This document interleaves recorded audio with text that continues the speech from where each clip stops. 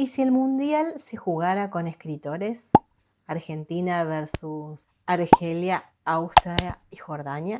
Mientras la escaloneta sigue firme en el grupo J de Mundial, asegurando la clasificación en la cancha, hoy nos propusimos otro campeonato. Uno donde la pelota es de papel.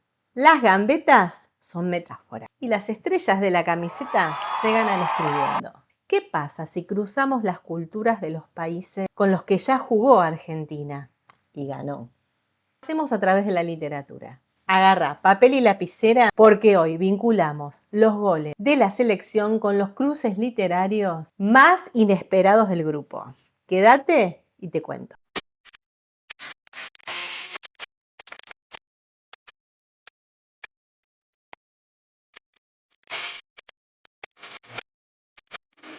Hola descalzas y descalzos, ¿cómo están? Si es la primera vez que estás en esta cuenta, yo soy Sil y acá hablamos de libros atravesados por todo lo que nos pasa en nuestra vida.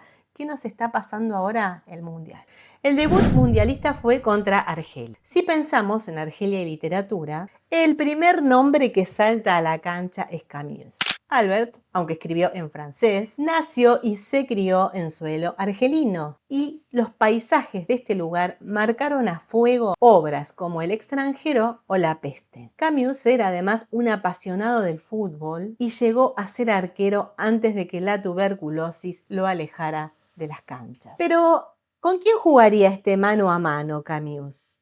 En la versión argentina y con nuestro querido Ernesto Sábato. Porque tanto uno como otro comparten una obsesión y es el existencialismo. También la angustia por el sinsentido del mundo y la ceguera de la condición humana. Leer El túnel de Ernesto Sábato al lado del extranjero de Camus es como ver un partido táctico y oscuro, donde los protagonistas de ambos libros discuten en el medio campo. ¿Sobre qué? Sobre la indiferencia de la sociedad. Pero hay otra conexión, argelina. ¿Sabían que Jorge Luis Borges escribió un cuento llamado El Inmortal en los jardines secretos de la antigua Tebas a los desiertos del norte de África? El desierto angelino, para Borges, presenta un laberinto infinito. Primer partido empatado en la genialidad. Nos vamos a pelear con Austria. Argentina versus Austria. Acá tenemos el imperio de la psicología y la melancolía. Austria es un país con un peso literario monumental. Pensar en Austria es pensar en Stefan Zweig, el maestro de la melancolía absoluta,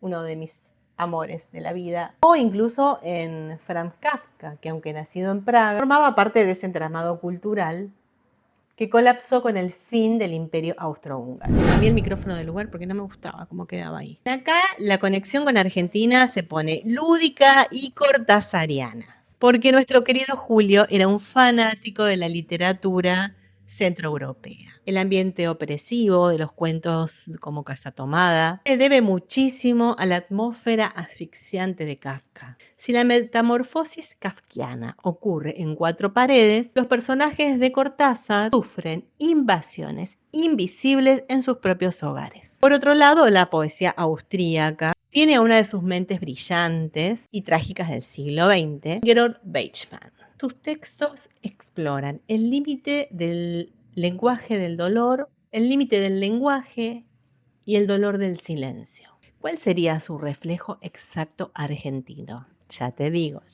nuestra querida Alejandra Pizarnik. Ambas poetas compartieron la obsesión por la noche, el exilio interno y la imposibilidad de decir cosas con palabras comunes. Vendría a ser como un duelo lírico que te rompe la cabeza sobre el final del partido. Seguimos con Argentina-Jordania. Tenemos la poesía del desierto y el viaje místico.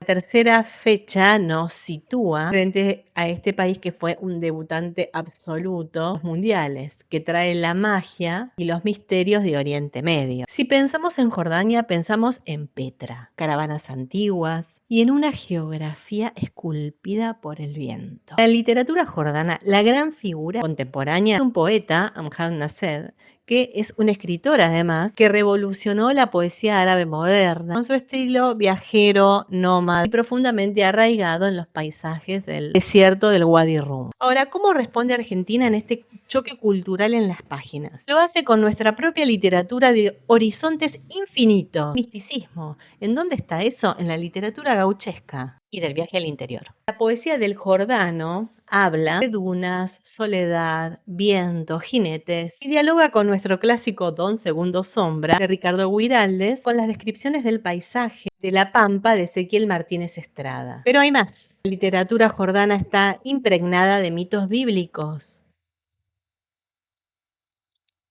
y leyendas del rastro de la arena en el agua. ¡Qué belleza! En Argentina, el escritor Héctor Tizón se convirtió en un maestro en contar el desierto de la puna jujeña.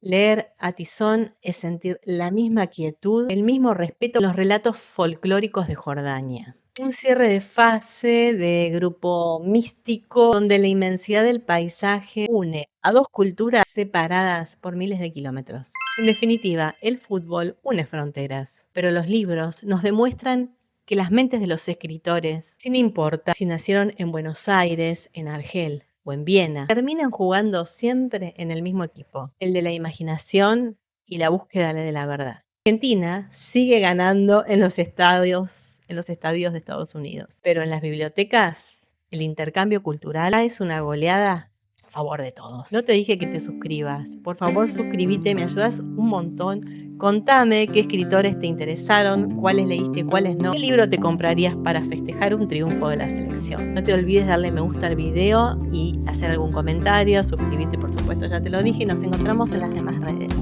Bien, Argentina campeón, sigamos entre todos y todas disfrutando de este triunfo deportivo.